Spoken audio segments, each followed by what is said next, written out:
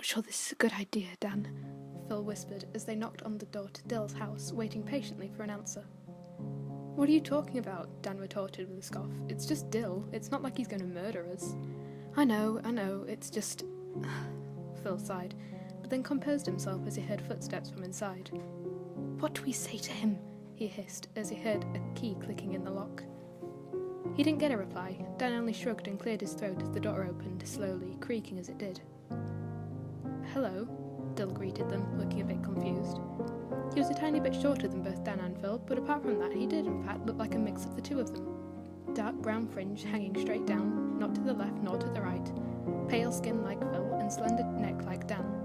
His eyes were a hazily green and he had one small blemish on his cheek. Even his voice was a mix, Dan's tone with Phil's mannerisms. Strangely enough, he didn't look like an actual sim, he just looked like a real-life person. In fact, everything did.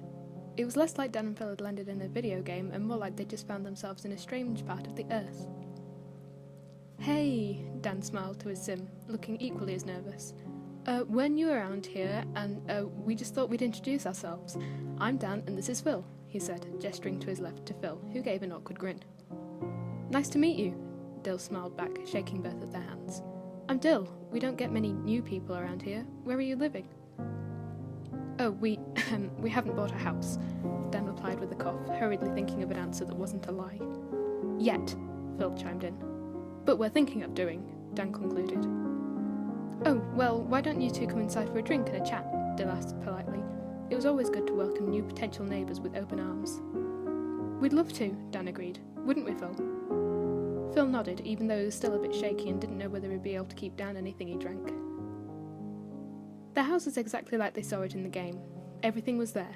The penguin TV, the pinky purpley drinks bar, the stereo that always seemed to be broken, and, pride of place at the corner of the rug, the famous porcelain pig. Nice place you've got here, Dan observed with a smirk, admiring his own interior design skills. Thanks, Dill smiled. That's me and my wife. We've only just had it extended with the arrival of our first son. Actually, my wife's just left to go to work. It's a shame, really. I could have introduced you. Yeah, it's okay, Dan replied. I'm sure we'll be around again sometime. Yeah, I'm sure. Anyway, what do you guys want to drink? Tea? Coffee? Tea, thanks, both Dan and Phil chorused in union. So, thinking of buying a house, are you? Dill continued as he filled up the coffee machine and quickly checked the clock. Yeah, thinking of it, Dan nodded. Still haven't looked around completely yet. He was good at this not-quite-lying business. Or introduced ourselves to everybody, Phil added.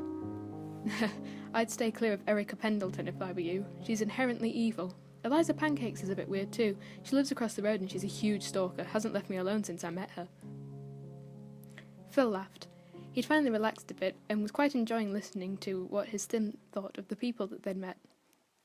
So, Dan started, trying to make conversation and trying not to look awkward. What's your son's name? He then realised that was a pretty bad conversation starter because it was a question that could be answered in one word and couldn't really be replied to, and then he would be left in an awkward silence while everyone sat around and waited for tea. Dab, Dill replied. It's a mix between mine and my wife's name, Tabitha. The awkwardness intensified. Everyone sat in silence and the only sound was the obnoxiously loud momentum conserver on the tabletop. Afraid you can't stay long, Dill said as he poured the coffee into 2 cups and handed them to his new friends. It's my work day today and I have to set off in 20 minutes. Just enough time for a drink though, right? Yeah, thanks, Dan replied, glad that the silence was over. Hopefully somebody could think of a conversation topic before it made itself evident again. He and Phil stayed for a full 15 minutes, making forced conversation with their sim before Dill had to go to work and they all cleared out of the house. When the clock turned 10 a.m, Dan and Phil were stood outside, on the road, under the shade of the palm tree, feeling a bit confused but very well informed. It was certainly an experience to interact with their sim, but now they had nothing to do. Well, where do we go? Dan asked, looking around, his arms folded. The park? Phil suggested. Why? Well, it's fun. We're not looking to have fun here, Phil, Dan retorted. We're looking to find out how on earth we got here.